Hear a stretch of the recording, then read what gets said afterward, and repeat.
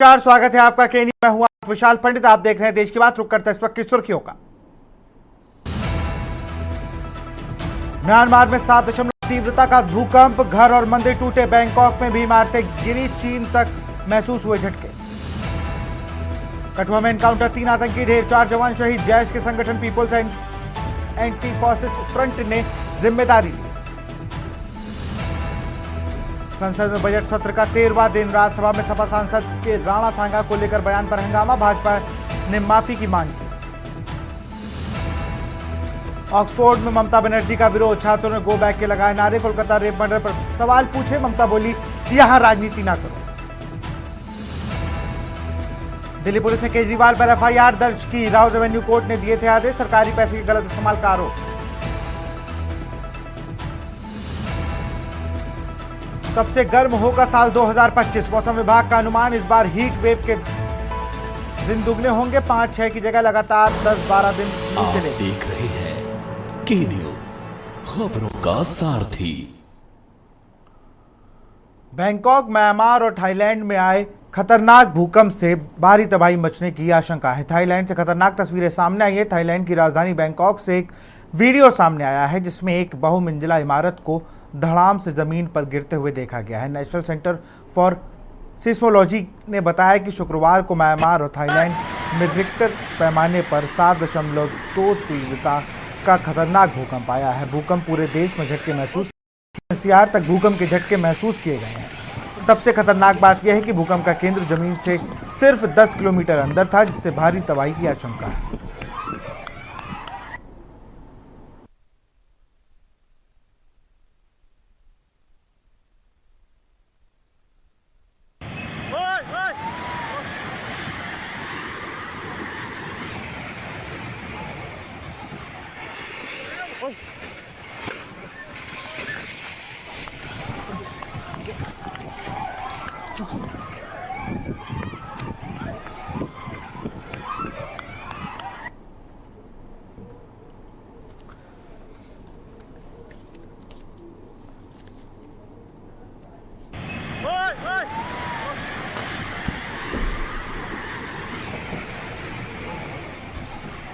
और ये 3 तस्वीर आपकी टीवी स्क्रीन के सामने है, जहां भूकंप की विनाशकारी झटके। बैंकॉक, म्यांमार में तबाही, धराशायी गगनचुंबी इमारत ढह गई।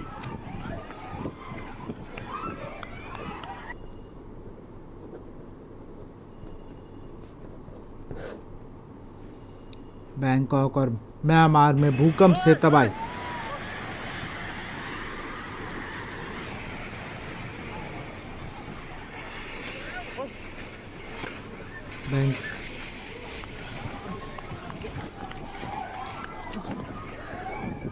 और डॉक्टर आर्यन हमारे साथ भूवैज्ञानिक फोन लाइन पर जुड़ चुके हैं। सर, अगर बात की जाए तो ज़मीन से सिर्फ 10 किलोमीटर अंदर ये झटका महसूस किया गया है और जिसने पूरी तबाही मचा दी है। ये कितना खतरनाक होगा और किस तरीके से पहले हम देखते थे कि बहुत डीपेस्ट होते थे चीज़ें भूकंप से जब आते थे, लेकिन इस बार तो सिर्फ 10 किलोमीटर का अंतर बचा था। देखिए, इसके बहुत सारे कारण हैं। एक तो जितना ये होता है तो उतना शायद इम्पैक्ट नहीं होता जितना कि जो इसका सेंटर ऑफ ओरिजिन होता है, अगर वो शैलो है तो इम्पैक्ट ज्यादा होता है, इसमें कोई दो राय नहीं है। और इसकी वजह से तो ये बहुत ही खतरनाक और जिसको कहते हैं ना आपदा आई है आपके पास, तो इससे नुकसान तो होना ही होना है, इसमें कोई शक नहीं है किसी तरह। और वही हम देख रहे हैं कि जिस तरह के विजुअल्स इस समय आ रहे हैं वो सब बता ही रहे हैं यही कहानी। सर, ये कितना मतलब जिस तरीके से तो हम देख पा रहे हैं पिछले कुछ सालों में भूकंप हम उन जगह पर भी देखने को मिला है, जैसे जम्मू कश्मीर। जब हम अभी कुछ दिन पहले जम्मू कश्मीर में भूकंप आया है, लगातार भूकंप आने के पीछे की क्या वजह है? क्योंकि हर जगह हम देख रहे हैं पूरी दुनिया में। नहीं, देखिए, भूकंप ऐसा शायद कोई भी दिन जाता हो नहीं जाता है, या जहाँ ऐसा कोई आपका घंटा नहीं जाता कि जहाँ कहीं ना कहीं दुनिया में समुद्र के नीचे या जहाँ रिहायशी एरियाज हैं, जहाँ जमीन है उसके नीचे से भूकंप नहीं आते। ये आते रहते हैं, हर वक्त ही आते रहते हैं। किसी भी समय में अगर आप किसी भी सिस्मोलॉजी लैब से पता करेंगे तो उनके यहाँ रिकॉर्ड होते रहते हैं, पर उनकी तीव्रता कितनी है ये उसके ऊपर निर्भर करता है। और ये एक अगर आप कहें तो ये तो एक नेचुरल फिनोमिना है, क्योंकि हमारे जो जिस तरह से अर्थ की कंस्ट्रक्शन हुई है उसके अंदर डेफिनेटली उसके अंदर टेक्टोनिक प्लेट्स हैं और भी रीजंस हैं जिसकी वजह से भूकंप आते हैं और वो आते रहेंगे। और इनको किसी भी तरह का फोरकास्ट करना, इनके बारे में बताना कि कब कहाँ पे किस तीव्रता का भूकंप आएगा, यह तो असंभव है। हम चाहे टेक्नोलॉजी के हिसाब से हम कितना भी एडवांस हो गए हैं, पर इस चीज को प्रेडिक्ट करना कि कब टेक्टोनिक प्लेट किस तरह से हिलेगी, तो इसके बारे में कुछ कहा नहीं जा सकता। हाँ, अब ये प्रूवन फैक्ट नहीं है, पर ये फैक्ट है कि जो इस समय क्लाइमेट चेंज हो रहा है उसकी वजह से कुछ भूकंप जो है वो आ सकते हैं। जैसे चाणक्यपुरी का जो सेंटर वाला दिल्ली के अंदर पिछले महीने आया था, वो आपका पानी के सूखने और पानी के हिलने की वजह से, पानी दूसरी जगह चला गया उसकी वजह से, उसके पीछे पानी एक कारण था। तो अगर हम क्लाइमेट कंट्रोल, जैसा कि मेरे हिसाब से तो जो भी हमारी क्लाइमेट सिस्टम है या जलवायु प्रणाली है वो ध्वस्त हो चुकी है, और उसको रिस्टोर करने के लिए सिर्फ भारत को बल्कि सारे दुनिया के जितने भी देश हैं उनको क्लाइमेट कंट्रोल के ऊपर ध्यान देना होगा, वरना ये आपदाएं आती नहीं। और दूसरी चीज ये है कि अब इससे हम कुछ सीखते हैं क्या? इस तरह का जो भूकंप आया और जो हमारे यहाँ गुजरात में आया 2001 के अंदर, क्या हम उससे कुछ सीखे? मुझे नहीं लगता कि हम कुछ ज्यादा सीखे, क्योंकि जो भूकंप के वल्नरेबल एरियाज हैं वहां पे हमने कोई इस तरह के स्टेप्स नहीं लिए हैं कि वहां कंस्ट्रक्शन ना हो। आप जैसे ये हिमालय है हमारा, जैसे आप उत्तरकाशी वगैरह हैं, ये सारे एरिया में आप देखते रहते हैं, कभी धरती हिल गई, कभी वो खिसक गई, कभी लैंडस्लाइड आ गई, कभी आपका ग्लेशियर गिर गया। ये सब हो रहे हैं, और ये ना हो, ये हमारे हाथ में है कि हम उन एरियाज में न जाए और हम उन जगह को ना छेड़े जो वल्नरेबल है। और एक इससे लेसन सीखना पड़ेगा हमें कि जहां जहां जिस तरह के सिस्मिक जोन बने हुए हैं, जैसे दिल्ली का एरिया है, एनसीआर का एरिया है, वो सिस्मिक जोन 4 में आता है। तो यहाँ पे जितनी बिल्डिंग बननी चाहिए उसके लिए एक लेट डाउन कंस्ट्रक्शन के लेवल हैं कि आपकी फाउंडेशन इस तरह की होनी चाहिए, इससे ज्यादा होनी चाहिए। अब वो अनफॉर्चुनेटली नहीं है। अभी कितने आपके दिल्ली के अंदर ऐसे एरिया हैं जहाँ पे परमिशन मिली हुई है आपको 2 फ्लोर बनाने की, आपने 5 बना ली है। तो अब जो तीव्रता 4 के हिसाब से 2 के ऊपर असर नहीं करती, अब वो जिस समय 5 फ्लोर आपकी वहां बन चुकी हैं, तो जो आपका इतना सॉलिड इम्पैक्ट उसके ऊपर पड़ेगा और जो उसकी वजह से जो हानि होगी वो एक ऐसी हानि है जो कि हम अवॉइड कर सकते हैं। सर, एक चीज़ और भी है, हम देख रहे हैं जिस तरीके से विकसित देश की बात हो रही है, इन देशों में दिक्कत क्या है, मुझे लगता है टेक्नोलॉजी ने बहुत चीज़ों को, जो नेचुरल चीज़ें हैं उन्हें हानि पहुंचाती है। पेड़ अब बचे नहीं हैं जो ये ऐसे देश हैं, और हम लोग भी अपने पेड़ों को बचा लिए, यही बहुत बड़ी बात है। हम लोग विकास के लिए कहीं ना पर्यावरण को हानि दे रहे हैं, जिसके नतीजे अब गर्मी की हम देखें, हम गर्मियों की बात करें, देखिए जमीनें तप वो रही हैं बिल्कुल। वो तो जैसे मैंने आपसे कहा कि जो भी हमारी जलवायु प्रणाली है वो ध्वस्त हो चुकी है, और उसके अंदर हमें उसको टोटली इग्नोर कर रहे हैं। अब जैसे मैंने आपको उत्तराखंड का आपको उदाहरण दिया, वहां एरिया में हमें जाना नहीं चाहिए, जहाँ पे हमें सिर्फ जैसे थे ये आज से 50 साल पहले या 100 साल पहले हमें बिल्कुल वैसा छोड़ना है। पर नहीं, हमें वहाँ सड़क बनानी है, हमें वहाँ पे 6 स्टोरी होटल्स बनाने हैं, हमको वहाँ पे टूरिज्म, आपको रिलीजियस टूरिज्म के लिए हमने पूरी इंफ्रास्ट्रक्चर तय करनी है। अब ये सब चीजें ये तो आपके हाथ में है, और की वजह से ही आपकी क्लाइमेट चेंज हो रही है, जिसकी वजह से आपके एक्सट्रीम हर चीज एक्सट्रीम पे हो रही है। अब जहाँ फ्लड्स नहीं आती थी आज वहाँ भी फ्लड आ रही हैं। बिल्कुल, बहुत बहुत शुक्रिया सर आपका हमसे जुड़ने के लिए। और एक और भूवैज्ञानिक हमारे साथ दीप्ति शर्मा जुड़ चुकी है। मैम, बैंकॉक की तस्वीरें कहीं ना कहीं पूरी दुनिया को देखनी चाहिए। जिस तरीके से यहाँ पर ये जो भूकंप का जो दायरा था वो किस तरीके से बढ़ा था, खूब तबाही मचाई है। मेरा नमस्कार जी दीप्ति जी, मेरी आवाज आ रही है? जी आपकी आवाज़ आ रही है मैम। जी। मैं बिल्कुल भाई साहब की बात से सहमत हूँ, और इसी भी है उसके जो अंदर भूमि में जो सतहें हैं उसमें अपने आप भी प्राकृतिक रूप से परिवर्तन आता रहता है ना। भूकंप इसी के कारण आता है।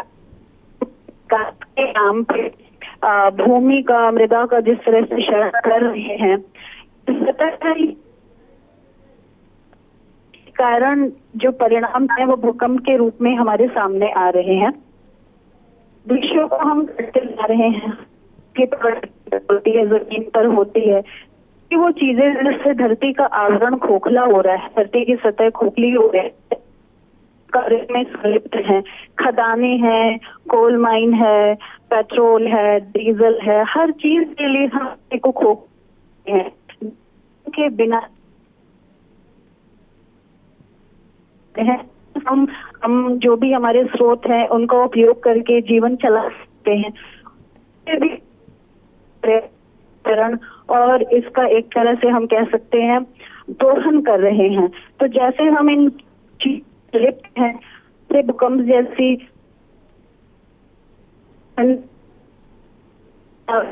देश में अपने पास लद्दाख है का जो वो अपने एक बहुत बड़ा उदाहरण है और एक जीवंत सीख है हमें इस बात के लिए प्रेरित करने के लिए तक हम प्रकृति का संरक्षण बिल्कुल। और ये मुझे लगता है जिस तरीके से भारत के लिए भी एक सीख है, क्योंकि भारत में जिस तरीके से हम विकास को नहीं कह रहे हैं, जिस तरीके से विकास हो रहा है हम उसके विरोध में नहीं, लेकिन जो नेचुरल चीज़ें हैं उनको भी कहीं ना कहीं किल किया जा रहा है। आप देखिएगा, हम लोग अब ये बात आम हो गई है कि सारे जानवर आपको मिल जाएंगे सड़कों पर, आराम से आ जाते हैं, क्योंकि जंगल नहीं बचे हैं। पेड़ पर हम इतना ध्यान, अगर हम उतनी तेज़ी से विकास कर रहे हैं तो उसके सेकेंडरी हम उन चीज़ों को सिक्योर करने के लिए क्या कुछ कर रहे हैं ये भी नहीं दिख रहा। जहाँ पर 2 फ्लोर बनने हैं वहाँ पे 10-10 फ्लोर, 5-5 फ्लोर लोग बना दे रहे हैं। बेसमेंट जिनकी खुदाई बैन है वहाँ पर लोग पार्किंग के नाम बेसमेंट बना रहे हैं, जिससे और लगातार जमीन पर बोझ बढ़ता ही जा रहा है। दीप्ति जी,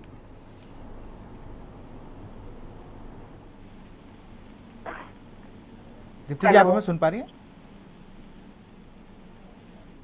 मुझे सुन पा रहे हैं आप? जी, मैं आपकी आवाज आ रही है। मैं अपनी बात को पूरा करें।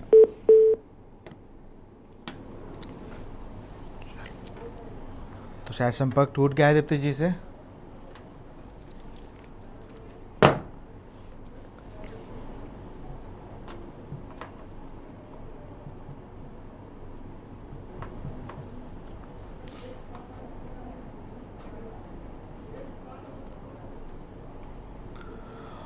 कुदरत की तबाही देखने को मिली है। बैंकॉक, म्यांमार, थाईलैंड, ये वो जगह है जहाँ पर लगातार हम देख रहे हैं कि वो किस तरीके से देश आगे बढ़ रहे हैं। हम लोग बड़ी तारीफ करते हैं, लेकिन हकीकत ये कि मात्र 10 किलोमीटर ज़मीन के अंदर भूकंप का रिक्टर स्केल पे नापा गया 7.7 तीव्रता से। ये 3 तस्वीरें आपकी टीवी स्क्रीन पर हैं, जहाँ पर आपको साफ पता चलेगा कि जब धरती हिली तो कितना भयावह मंजर वो था।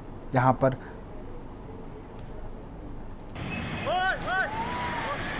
और हमारे साथ भूवैज्ञानिक ए.के. बयानी जुड़ चुके हैं। ए.के. बयानी जी, हम भूकंप की खबरों को अब आम समझ चुके हैं। ये आज तस्वीरें थोड़ी भयावह ज़रूर हैं, लेकिन इससे पहले भी हमने देखा है कि हर दिन, हर 2-3 दिन में हम कभी कभी सो के उठते हैं तो सोशल मीडिया पे या किसी न्यूज़ चैनल पे या अपने ही हम लोग देख रहे हैं, ग्रुप्स में आ जाता है कि आज भाई अब आप सो रहे थे तो देखिए भूकंप आ गया। कभी जम्मू कश्मीर में तो कभी जापान में तो कभी कहीं, और आज वो बैंकॉक में आज जिस तरीके से ये मंज़र है, अभी भी हम लोग के पास मुझे लगता है थोड़ा समय है कि सचेत हो जाएं, थोड़ा चीज़ों को कंट्रोल कर लें। सर हाँ, देखिए ऐसा है, भूकंप तो ये कहना चाहिए कि लगभग रोजाना ही आते हैं। जो अखबार की न्यूज या आपकी न्यूज बनती है वो लगभग रोजाना ही आते हैं, और पृथ्वी का कोई हिस्सा ऐसा नहीं जहाँ पे भूकंप नहीं आते हो। यह बात अलग है कि कहीं पे उनकी फ्रिक्वेंसी अधिक होती, कहीं पे कम होती है। और आज जो भूकंप आया ये इंडियन प्लेट बाउंड्री पे आया है। इंडिया की जो बाउंड्री है प्लेट की, उस पे ऊपर आया। सगाइंग फॉल्ट है और वो एक्टिव फॉल्ट है जिसमें यानी मूवमेंट लगातार चलते रहते हैं। और ये कोई अप्रत्याशित नहीं कहेंगे, क्योंकि प्लेट जो बाउंड्री होती है वो हमेशा एक्टिव होती है, और उसमें कब भूकंप आ जाएगा इसकी कोई यानी मानदंड नहीं है। कभी भी मैग्नीट्यूड का भूकंप आ सकता है, और ऐसे ही अभी हुआ है इसमें। और इसके पहले भी काफी खतरनाक भूकंप इस प्लेट बाउंड्री पे आए थे। और जहाँ तक हिमालय की बात है, जिसमें क्षेत्र में हम लोग रहते हैं, यहाँ पर भी भूकंप की संभावना तो रहेगी, क्योंकि ये भी प्लेट बाउंड्री पर ही है और इंडियन प्लेट सब्रेट कर रही है, नीचे जमीन के अंदर जा रही है, तो भूकंप तो यहाँ पे भी संभावित है। अब जहाँ तक सुरक्षा के उपाय हैं, तो एक बात है कि हम अगर सही उपाय करें, मतलब मकानों का कंस्ट्रक्शन, उसी कारण जान माल की हानि होती है। अगर वो सही है तो फिर तो उससे कोई प्रॉब्लम नहीं होगा। पर भूकंप के साथ कई बार क्या होता है, लैंडस्लाइड भी होती है, और उस लैंडस्लाइड में आके भी लोग दब जाते हैं, या उसके कारण भारी नुकसान, या स्नो अवलांच हो जाता है अगर स्टीप स्लोप है तो इसके लिए कॉम्प्रिहेंसिव प्लानिंग चाहिए, जिसमें हर चीज को इंक्लूड करके अगर हम सेफ्टी नॉर्म फॉलो करें तो उससे काफी हद तक हम भूकंप के दुष्प्रभाव से बच सकते हैं। खास करके ऐसा होता है कि पहाड़ी क्षेत्रों में जहाँ पर मानक नहीं अपनाए जाते हैं तो वहाँ पर नुकसान अधिक होता है, और अगर हम सही मानक अपनाएं तो उससे हम काफी हद तक बच सकते हैं। और खास करके जो मकान है वो भूकंप रोधी होना चाहिए। भूकंप से पूर्ण तरह सुरक्षित तो नहीं हो सकते, पर भूकंप रेजिस्टेंट जरूर हो सकते हैं। और वो जिस क्षेत्र में जो इसकी संभावना बनती है भूकंप की, हर एक क्षेत्र के बारे में भूवैज्ञानिक या जियोफिजिसिस्ट ये बता सकते हैं कि इस क्षेत्र में किस मैग्नीट्यूड का भूकंप आएगा। उसी हिसाब से अगर उसकी कंस्ट्रक्शन हो तब तो फिर जीवन काफी हद तक सुरक्षित रह सकता है।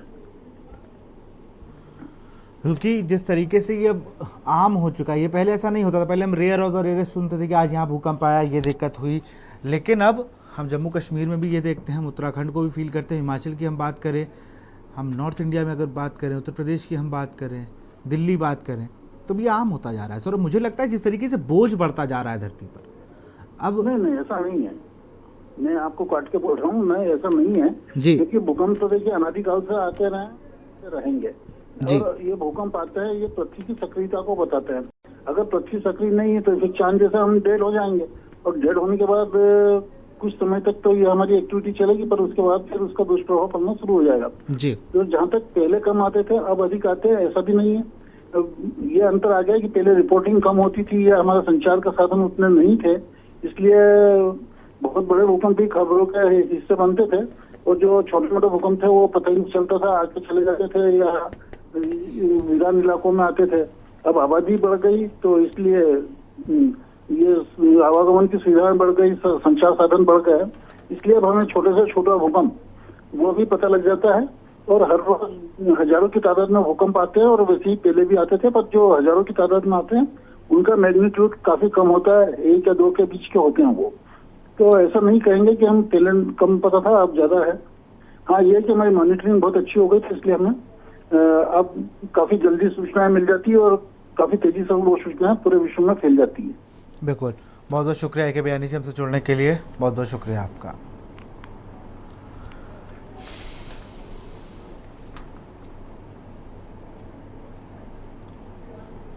और बात करेंगे लखनऊ की स्वच्छ सुजल महाकुंभ सेवा सम्मान कार्यक्रम का में पहुंचे जल शक्ति मंत्री स्वतंत्र देव सिंह, ACS अनुराग श्रीवास्तव भी कार्यक्रम में शामिल हुए। सूचना आयुक्त PN द्विवेदी कार्यक्रम में मौजूद। लखनऊ से खबर, जहां कार्यक्रम में पहुंचे शक्ति मंत्री स्वतंत्र देव सिंह,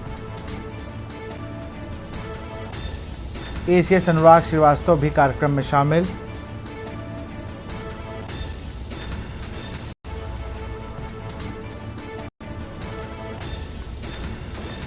कार्यक्रम में पहुंचे जल शक्ति मंत्री स्वतंत्र देव सिंह।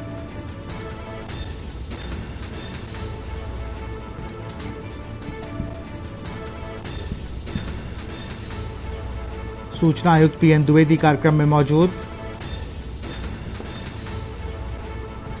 लघु से हुई कार्यक्रम की शुरुआत।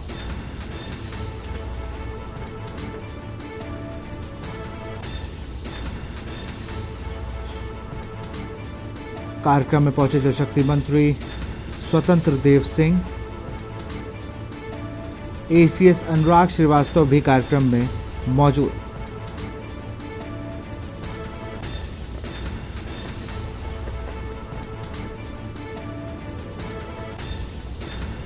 कार्यक्रम में पहुंचे जल शक्ति मंत्री स्वतंत्र देव सिंह। शॉर्ट फिल्म के साथ कार्यक्रम की शुरुआत हुई है।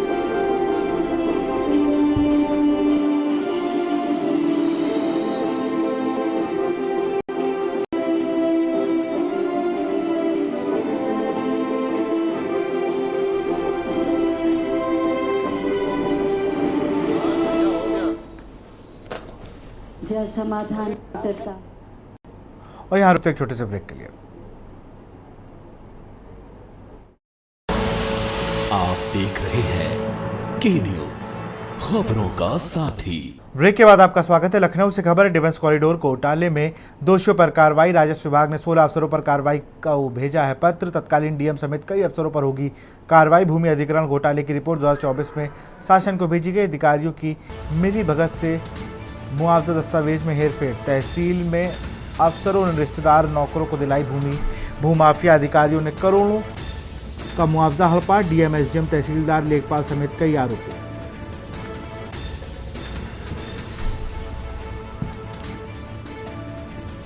भूमि अधिग्रहण घोटाले में रिपोर्ट 2024 प्रशासन ने भेजी।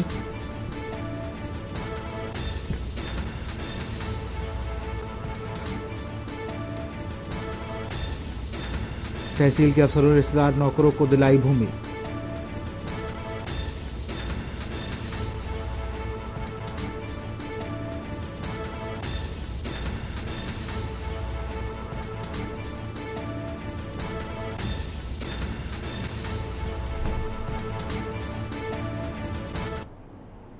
बुलंदशहर से खबर है, न्यायिक कार्य से विरत रहे अधिवक्ता। खुर्जा सिविल कोर्ट में शोक सभा। बाराबंकी के DJ पंकज सिंह को दी गई श्रद्धांजलि। 2 मिनट का मौन धारण कर जताया दुख। अचानक हृदय गति रुकने से हुई थी मौत। जिले में जिला जज की रह चुकी है तैनाती। अचानक हृदय गति रुकने से हुई मृत्यु।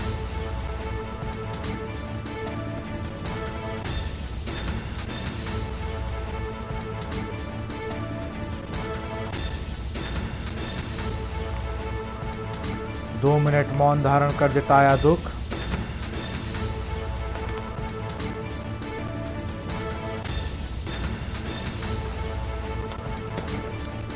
जिले में जिला जज की रह चुकी है तैनाती।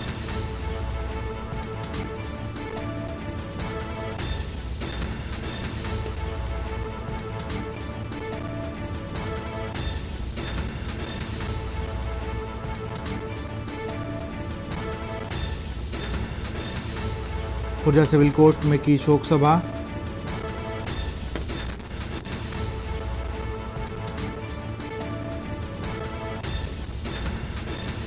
दो मिनट मौन धारण कर जताया दुख।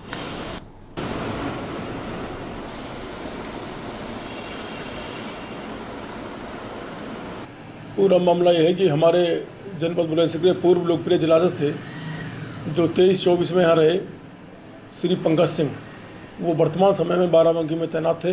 हृदय गति रोकने के कारण उनका देहांत हो गया। वो बहुत ही लोकप्रिय जिलाध्यक्ष थे, वकीलों के प्रति बड़ा सकारात्मक रुख था। हमारी बार में 4 बार वो आए थे, तो उनके देहांत हो जाने के कारण आज हमने सबने कंडोलेंस किए और सभी अधिवक्ता पूर्ण न्याय कार्य से विरत हैं।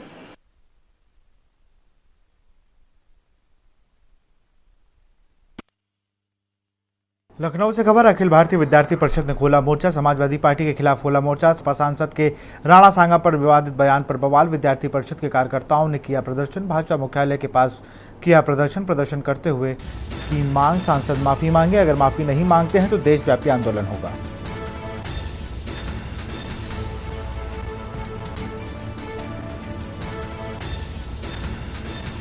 सपा सांसद के राणा सांगा पर विवादित बयान पर बवाल।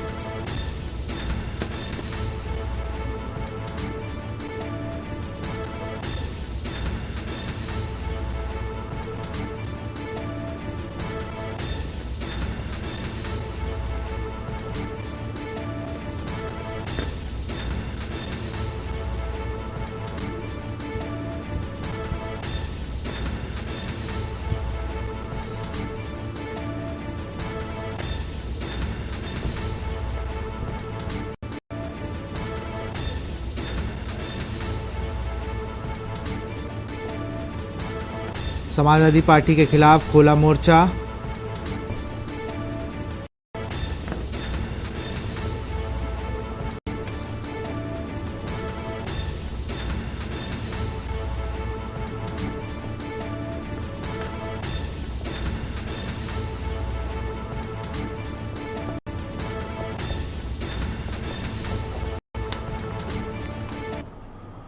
हरदोई से खबर है। सामुदायिक स्वास्थ्य केंद्र पर प्रस्तुता से अभद्रता। स्टाफ द्वारा प्रस्तुता से की गई अभद्रता। शिकायतकर्ता सचिन ने सीएम से लगाई न्याय की गुहार। अभद्रता करने वालों पर कार्रवाई करने की लगाई गुहार।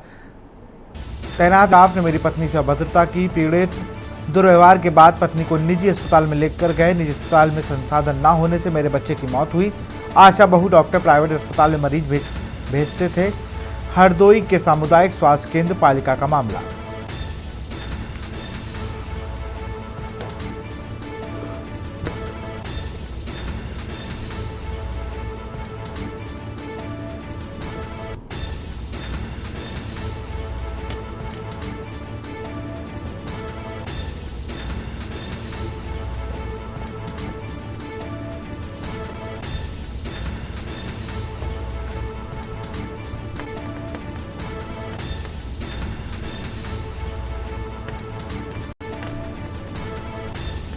हरदोई से खबर। सामुदायिक स्वास्थ्य केंद्र पर प्रस्तुता से अभद्रता।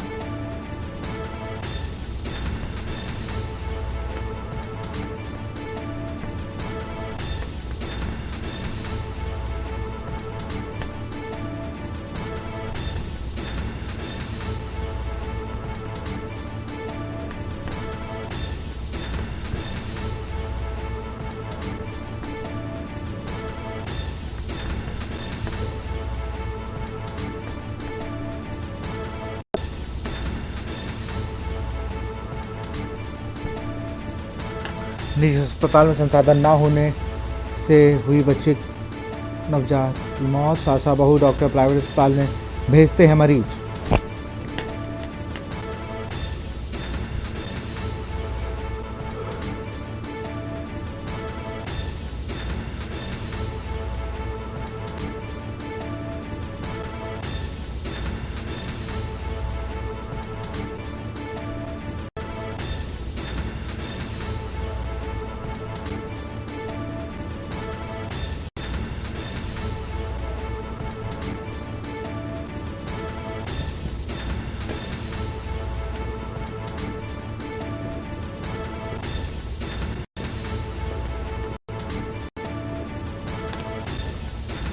आशा बहु प्राइवेट अस्पताल में मरीज भेजते थे।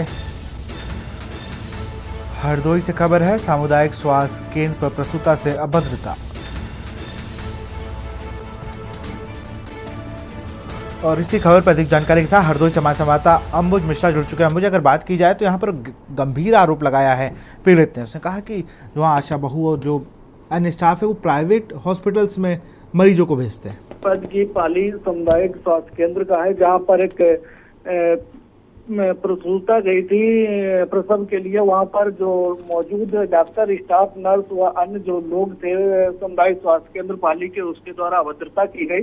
तो उसके बाद परिजन जो है, जो शिकायत करता है, उसका पति उसके द्वारा प्राइवेट अस्पताल में उसको भर्ती करवाया गया था, जहां पर बच्चे को जन्म दिया, लेकिन वो मृतक हो गया। उसके बाद पीड़ित पारिवारिक जनों के द्वारा सीएम योगी आदित्यनाथ से न्याय की गुहार लगाई गई है और कार्रवाई की मांग की गई। लेकिन सबसे बड़ी बात यह है कि सरकारी अस्पताल जो है सामुदायिक स्वास्थ्य केंद्र, वहां पर जब कोई मरीज भर्ती होने के लिए या दवाई लेने के लिए जाता है तो उसके साथ अभद्र व्यवहार किया जाता है। ये सबसे अहम बात है। ये तो प्रसूता थी, महिला थी, जो गर्भवती महिला थी, उसके साथ ये दुर्व्यवहार किया गया, लेकिन अभी तक किसी भी प्रकार की कोई कार्रवाई स्वास्थ्य महकमे की तरफ से नहीं की गई है पूरे मामले को लेकर। बिल्कुल, बहुत बहुत शुक्रिया अंबुज आपका तमाम जानकारी के लिए।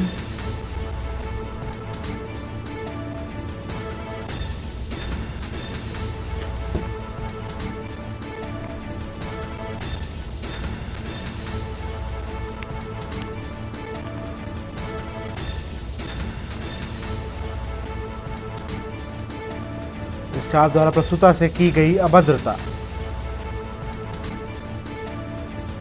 शिकायतकर्ता सचिन ने सीएम से लगाई न्याय की गुहार। अभद्रता करने वालों पर कार्रवाई करने की लगाई गुहार। लखनऊ से खबर है, नमामि गंगे एवं ग्रामीण जल आपूर्ति विभाग का कार्यक्रम स्वच्छ सुजल महाकुंभ सेवा सम्मान 2025 कार्यक्रम। इंदिरा गांधी प्रतिष्ठान में सम्मान समारोह का कार्यक्रम। स्वच्छ सुजल महाकुंभ सेवा सम्मान 2025 कार्यक्रम। इंदिरा गांधी प्रतिष्ठान में सम्मान समारोह का कार्यक्रम। अफसरों व कर्मियों को सम्मानित किया जाएगा। मिशन में लगी कार्यदायी संस्थाओं को सम्मानित किया जाएगा। महाकुंभ में ग्रामीण इलाके से की गई थी जल आपूर्ति। पाइपलाइन के माध्यम से पहुंचाया गया था स्वच्छ जल।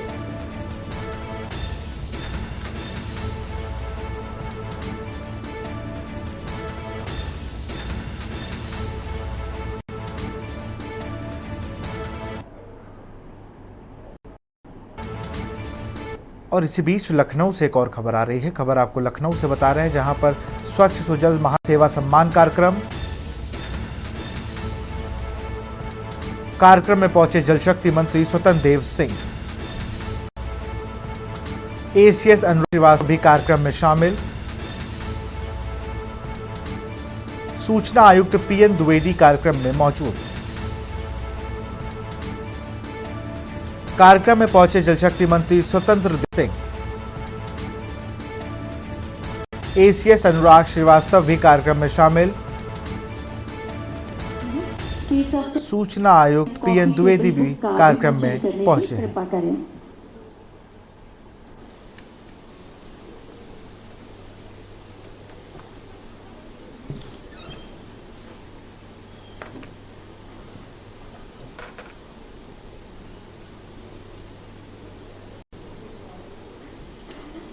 हर घर जल, हर नल जल। जल जीवन मिशन की जो महत्वपूर्ण यात्रा हम लोगों ने शुरू की थी कुछ समय पहले, वो यात्रा माननीय प्रधानमंत्री जी के निर्देशन में, माननीय मुख्यमंत्री जी के निर्देशन में, माननीय मंत्री जी के निर्देशन में काफ़ी बहुत तीव्र गति से चल रही थी। और तीव्र गति से चलती हुई इस यात्रा में हम लोगों ने कई बड़े बड़े पड़ाव पार किए। उसी के मध्य में महाकुंभ 2025 का एक आयोजन हुआ ये, और सबने देखा कि इतना बड़ा आयोजन, एक सफल आयोजन माननीय मुख्यमंत्री जी के निर्देशन में बहुत बड़ा सफल आयोजन हुआ ये। उसी में हमारे विभाग ने भी बहुत अपना योगदान दिया। खबर कानपुर से है। जलकल की टीम पहुंची Z square mall. Z square पर जलकल का 3 करोड़ 42 लाख का बकाया। जल विभाग की सबसे बड़ी कार्रवाई। जलकल के बकायेदारों में जेड स्क्वायर टॉप पर सीवर कनेक्शन को सील करने का काम शुरू। वाटर और सीवर का बकाया होने पर जलकल की कार्रवाई।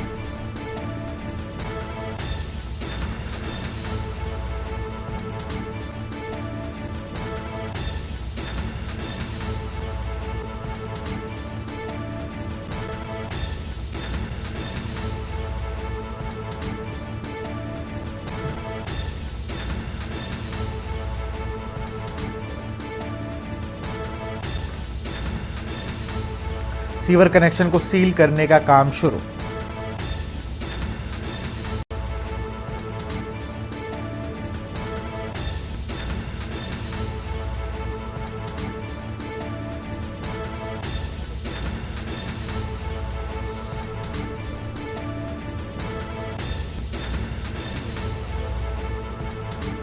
जलकल विभाग की सब प्रकार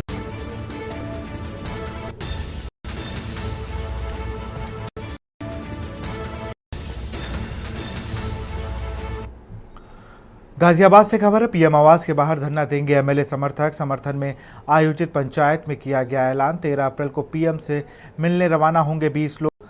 पीएम से मुलाकात न होने पर आवास बाहर देंगे। नंद किशोर गुर्जर के समर्थन में सरौली में हुई पंचायत। फिरे सिंह के आवास पर हुई पंचायत में जुटी भारी भीड़। भाजपा हाईकमान ने दी है एमएलए नंद किशोर को नोटिस।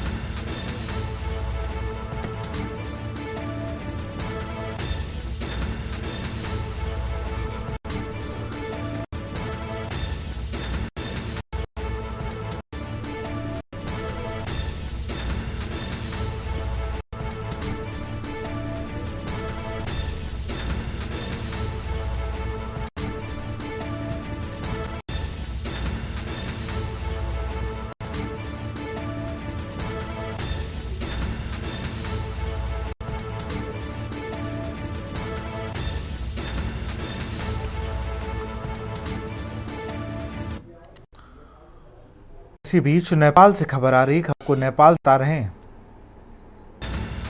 नेपाल में राष्ट्रपति बहाली को लेकर बवाल। सड़क पर उतरे प्रदर्शनकारियों से पुलिस की झड़प।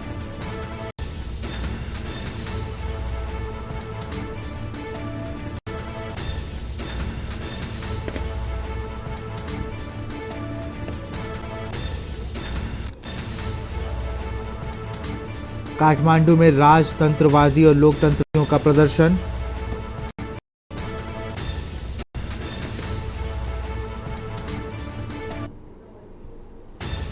सैकड़ों दंगा नियंत्रक पुलिस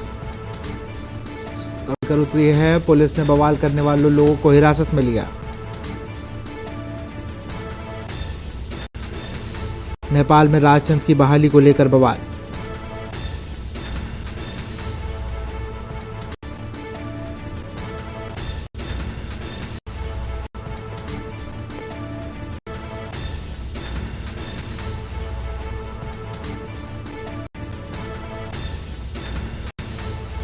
काठमांडू में राजतंत्रवादी लोकतंत्रवादियों का प्रदर्शन।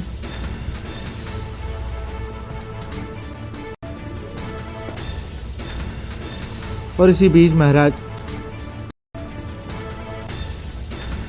से हमारे संवाददाता ब्रिजेश गुप्ता जुड़ चुके हैं। ब्रिजेश, अगर बात की जाए तो नेपाल में राजतंत्र की बहाली को लेकर बवाल हुआ है।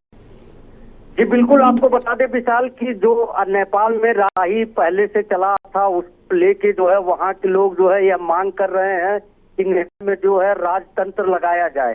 भी मौजूदा में जो है वहाँ जो है चूंकि जो है राजशाही तंत्र खत्म हो गया है, तो उसके के वहाँ के लोग जो है ये जो सरकार है उस पे आरोप लगा रहे हैं कि सरकार को आके जो है और राजतंत्र लग जाए। उसको लेके जो है पूरे नेपाल में जगह जगह लोग प्रदर्शन कर रहे हैं। कहीं ना कहीं जो है गाड़ियों को भी जो है आग के हवाले कर रहे हैं। लेकिन अभी भी जो है वहाँ की स्थिति की बात करें तो वहाँ स्थिति जो है काफी जो है तनावपूर्ण बना हुआ है। जी विशाल। बिल्कुल, और बहुत बहुत शुक्रिया आपका तमाम जानकारी के लिए। सड़क पर उतरे प्रदर्शनकारियों से पुलिस की झड़प।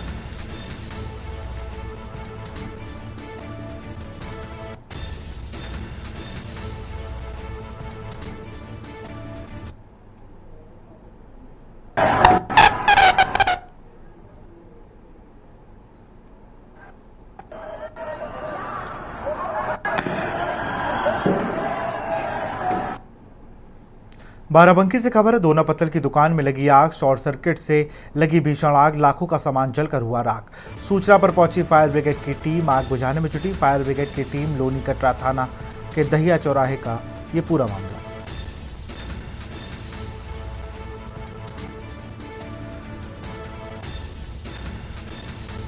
लाखों का सामान जलकर हुआ राख। सूचना पर पहुंची फायर ब्रिगेड की टीम।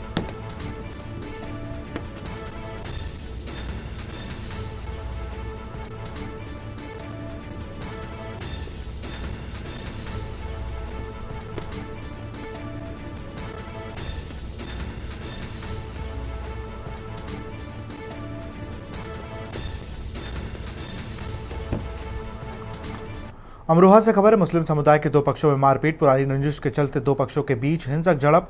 एक दूसरे को लाठी डंडों से पीटा। एक पक्ष ने दूसरे पक्ष पर की फायरिंग। मारपीट का वीडियो सोशल मीडिया पर वायरल।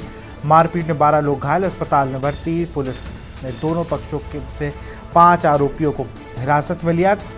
गजरौला कोतवाली क्षेत्र शहबाजपुर दौर गांव की घटना।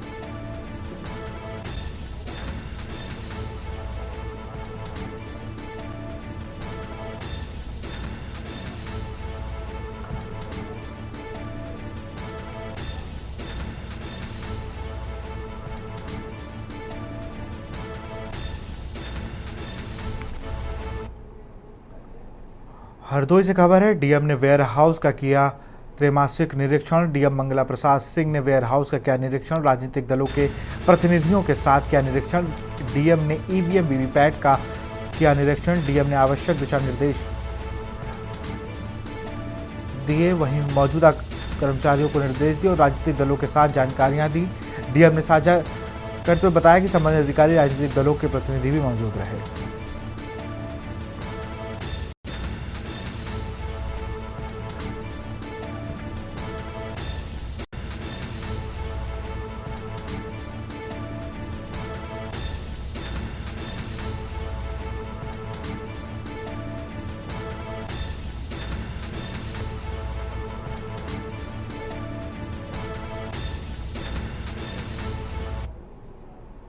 अलीगढ़ से खबर है, अलविदा जुमे की नमाज पर ड्रोन से नजर। डीजीपी ने सुरक्षा प्रबंधों को लेकर किए कड़े निर्देश। नमाज में नई परंपरा न शुरू करने की अपील। संवेदनशील इलाकों में कड़ी निगरानी।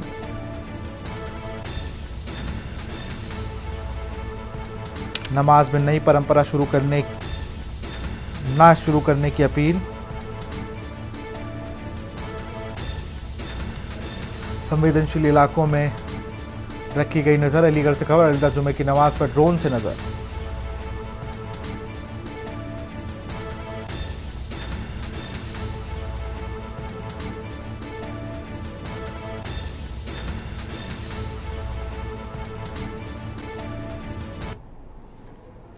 मौजूद हूं यूपी के जनपद अलीगढ़ में और बात करते हैं अलविदा नमाज को लेकर।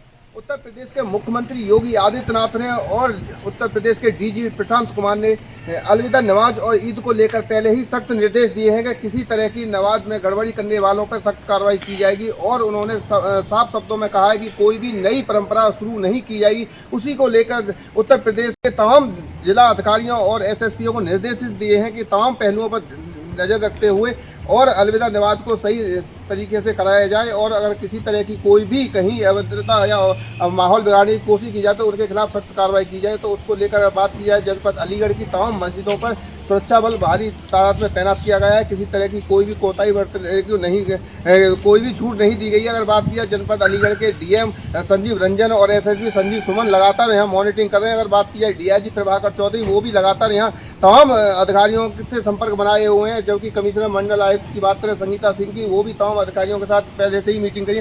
और जबकि उत्तर प्रदेश के मुख्यमंत्री योगी आदित्यनाथ ने और डीजीपी ने सब शब्दों में कहा था कि तमाम जो जितने भी मस्जिदों के धार्मिक गुरु हैं और जो लगातार जो संभ्रांत लोग हैं उनके साथ मीटिंग करें। मीटिंग करने के बाद में जो किसी तरह की कोई भी अफवाह ना फैलाएं। और अफवाह फैलाने वाला, हालांकि प्रशांत कुमार ने जो डीजीपी है उन्होंने कहा कि सोशल मीडिया पर सबसे ज़्यादा नज़र रखी जाए, क्योंकि सोशल मीडिया पे ही लोगों को गुमराह किया जाता है, लोगों को बहकाया जाता है।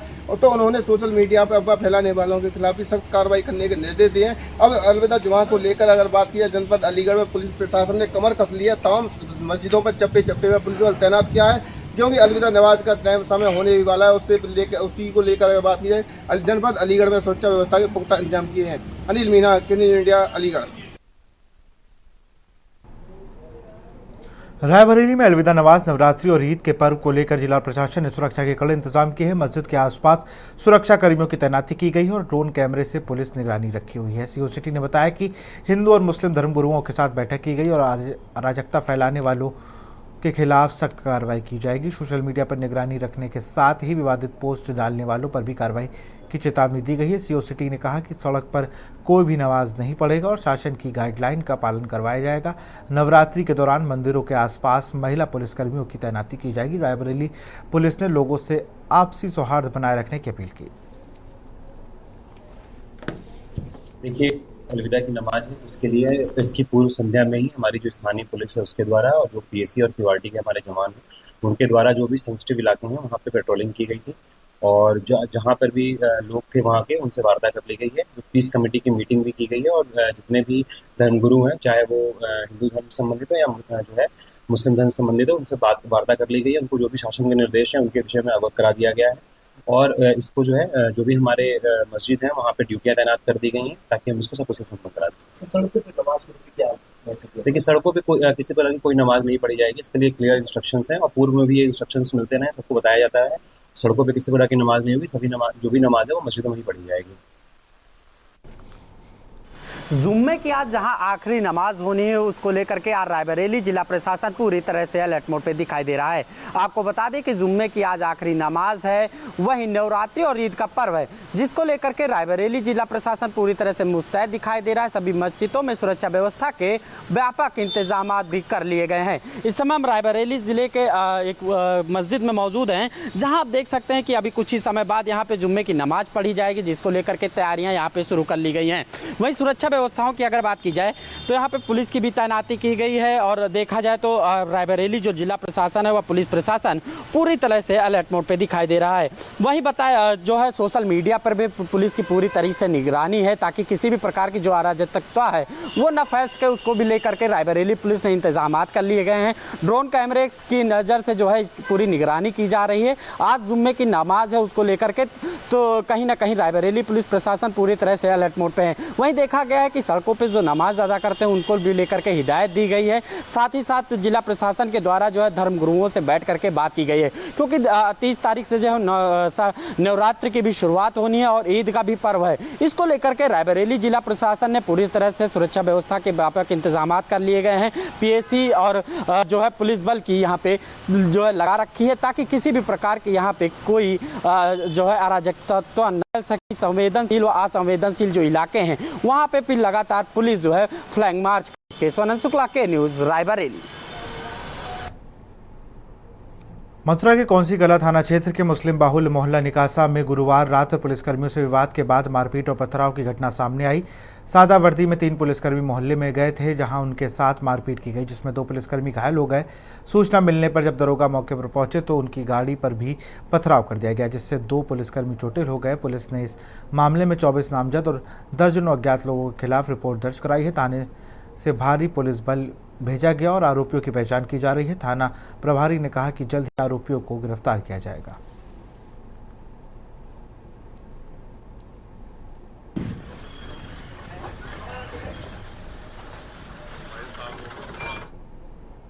पीलीभीत टाइगर रिजर्व के महफूज रेंज में गुरुवार दोपहर आग लग गई। आनंदताल के पास कॉर्पोरेट 106 के ग्राम्स लैंड में लगी आग धीरे धीरे बेकाबू हो गई। वनकर्मियों की टीम ने मौके पर पहुंचकर आग बुझाने का प्रयास किया। तेज हवाओं के कारण आग का दायरा बढ़ता गया। रेंज कार्यालय ने मुख्यालय कंट्रोल रूम को सूचना दी। आग की गंभीरता को देखते हुए अग्निशमन विभाग को भी बुलाया गया। 3 दमकल गाड़ियों की मदद से वनकर्मियों की टीम ने आग पर काबू पाने का प्रयास किया।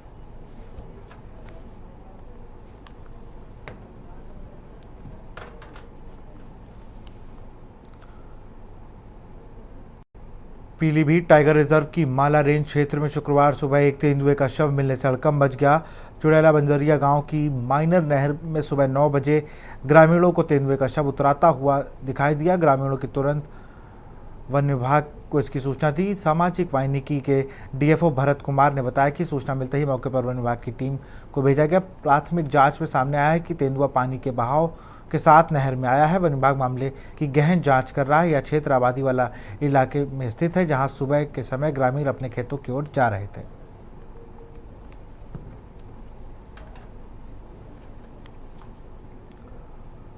महाराजगंज जिले के भारत नेपाल अंतर्राष्ट्रीय सीमा पर तैनात सुरक्षा एजेंसियों को बड़ी सफलता मिली है। सुरक्षा बलों ने पेट्रोलिंग के दौरान नेपाल से भारत में अवैध रूप से प्रवेश कर रहे एक विदेशी नागरिक को पकड़ लिया। सुरक्षा बलों ने जब विदेशी नागरिक के दस्तावेजों की जांच की तो उसके पास से भारत में प्रवेश के लिए कोई वैध दस्तावेज नहीं था। बाद में पुलिस ने उसे गिरफ्तार कर लिया और 14 विदेशी अधिनियम के तहत जेल भेज दिया। नौतनवा क्षेत्राधिकारी जयप्रकाश त्रिपाठी ने बताया कि आरोपी नीदरलैंड का पाउल क्लेंट है। नेपाल से साइकिल द्वारा अवैध रूप से भारत में प्रवेश कर रहा था। उसे बिना वीजा पकड़ा गया है और इस मामले में आगे कार्रवाई की जा रही है। पुलिस व एसएसबी द्वारा ग्राम सुंडी थाना नौतनवा जनपद महाराजगंज में संयुक्त गश्त की जा रही थी। इसी दौरान एक विदेशी नागरिक साइकिल से भारत की सीमा में प्रवेश कर रहा था, जिससे उसके पासपोर्ट व वीज़ा के संबंध में जानकारी की गई तो ज्ञात हुआ कि वो नीदरलैंड का नागरिक है, जिसके पास भारतीय वीज़ा नहीं है। इसी आधार पर उक्त विदेशी नागरिक के विरुद्ध विधिक कार्रवाई प्रचलित है। गाजीपुर में एमपी एमएलए कोर्ट ने गैंगस्टर एक्ट के तहत मुख्तार अंसारी के खिलाफ एक महत्वपूर्ण फैसला सुनाया। कोर्ट ने उनकी पत्नी आफसा अंसारी के नाम से खरीदी गई 50 लाख रुपए की संपत्ति को कुर्की को सही ठहराया। यह संपत्ति 2009 में मोहम्मदाबाद के जाफरापुर वार्ड में खरीदी गई थी। कृष्णानंद राय हत्याकांड के बाद मुख्तार अंसारी पर कार्रवाई की गई थी, जिसके दौरान तत्कालीन जिलाधिकारी ने इस संपत्ति को कुर्क कर लिया था। अंसारी ने सन 2009 में अपनी पत्नी आफसा अंसारी के नाम से जफरपुरा वार्ड के मोहम्मदाबाद में एक संपत्ति क्रय किया था, जिसे तत्कालीन जिलाधिकारी द्वारा कृष्णानंद राय की हत्या के बाद जो मुख्तार अंसारी के ऊपर जो गैंगस्टर का